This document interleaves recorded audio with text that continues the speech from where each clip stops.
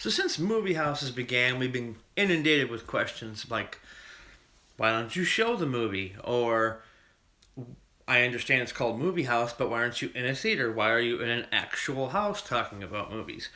Well, the answer is very simple.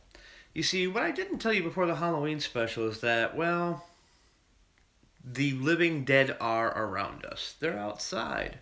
And they're trying to get in. If you've ever seen the film The Last Man on Earth, based on the Richard Matheson story I Am Legend, you'll know what I'm talking about. They're not stupid undead. They're smart undead.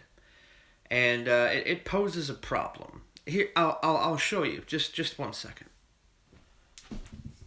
So you see, every day I come by the door thinking maybe I can get out there, and maybe there's a piece of mail I can get that I haven't gotten before, or I forgot to grab before the denizens of the dead decided to attack this humble abode of mine. Well, just listen.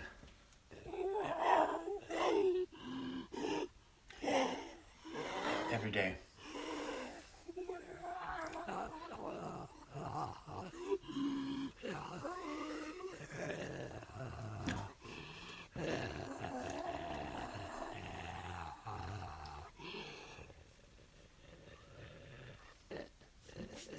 I'll see you back at the chair.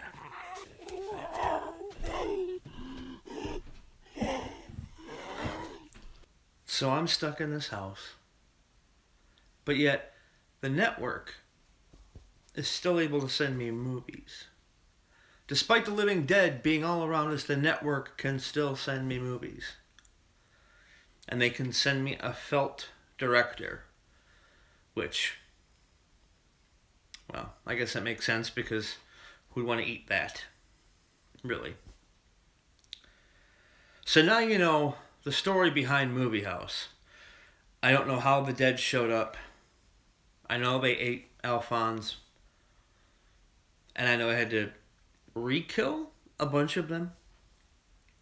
But I'm stuck here watching movies for you.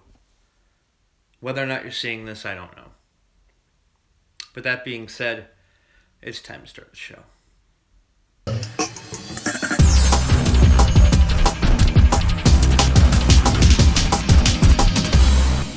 10 to Midnight is a 1983 J. Lee Thompson movie starring Charles Bronson. And what can I say about this? It came out after Death Wish. I think it came out after Death Wish 2. It's Charles Bronson being Charles Bronson. In this one, he's not a vigilante, he's a cop. But he's a cop that's willing to go to extreme measures to get the job done. Get the bad guy. Make sure the bad guy doesn't do any more bad stuff. Some of the dialogue of his is a little wonky, I guess. It's a Canon picture. What can I say?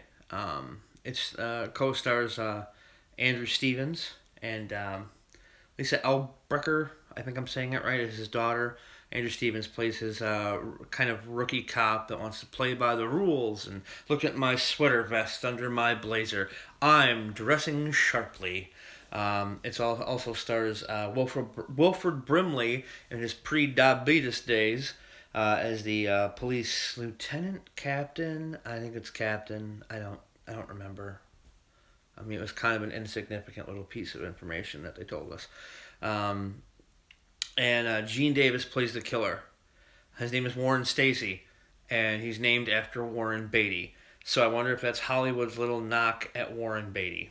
That he's a creepy, sexually frustrated, unsympathetic killer. It's action schlock. It's not bad action schlock. I mean, it's got Chuck Bronson in it, and you can't go wrong when you got Chuck Bronson in a picture. It's just the way it is. There's a lot of blood. There's a lot of nudity, like graphic. Not just female, also male. The lead character at one point does run down the street naked after Charles Bronson's daughter. So that's fun. There's some cool inventive stuff when it comes to the kills, and I think it's okay to spoil it. The movie is over 30 years old, I think, at this point. Something or close to it, at least. he sets up an alibi by going into a movie theater and making an ass out of himself with these girls. They see him before the movie, they see him during the movie, and then when they move, he goes into the bathroom, he slips out the window, he goes and he kills these people, he comes back. He's naked when he kills them, sands some gloves. He comes back and he gets back into the theater for when the movie ends. They get up, they see him sitting there. Insta alibi. Just add creepy bastard. And it's pretty ingenious. But this guy is like, you know off the bat that this guy's up to no good and he just wants to kill people. There's a sequence where he just goes on a rampage and he just starts killing nurses.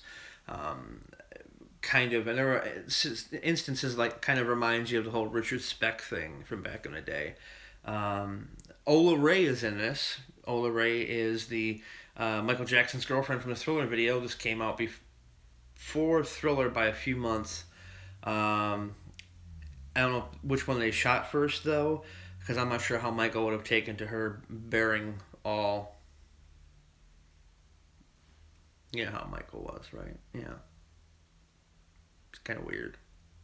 And then a couple of blank and you'll miss her sequences. You get the first cinematic appearance of Kelly Preston. That's right, John Travolta's wife, Kelly Preston.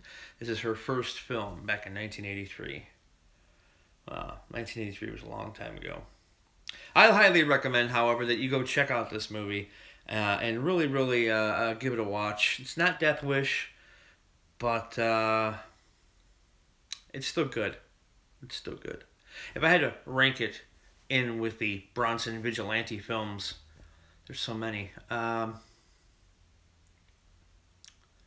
It's not Death Wish. It's certainly not Death Wish 3. I'd say it's up there with Death Wish 2. You know, people Chuck Bronson loves get raped and murdered. He starts doing things to get revenge. So, no Jeff Goldblum this time, though. Gonna have to hold off and go pick up a copy of Death Wish at FYE for $13. Bare bones DVD of Death Wish, $13. How is that even a thing? I want bonus features. Damn it. Before I go today, I want to just really quickly let everybody know about a friend of mine, Travis Legg, who has a movie he's trying to get finished called Summerland, and the link to his crowdfunding source stuff is in the description. Looks really cool. Kind of has that Hardcore Henry vibe to it. Yeah, when I say that, I mean shot from a POV type of thing. It looks like a lot of fun. But definitely go over there and try and donate a couple of shekels and keep him steady on his legs to get the movie made. And tell him Movie House sent you. Don't forget to check out our Patreon at patreon.com/Ron Pertee. Don't forget to check out ronpertee.com. Follow me on Twitter at Let's Get It Ron because I'm clever. And all the links are in the description. You know what to do. Don't forget to like, share, and subscribe. And we'll see you next week where we talk about a police officer who only gets stronger when he gets drunk. And he could definitely use a haircut. Definitely use a haircut. We'll see you next week.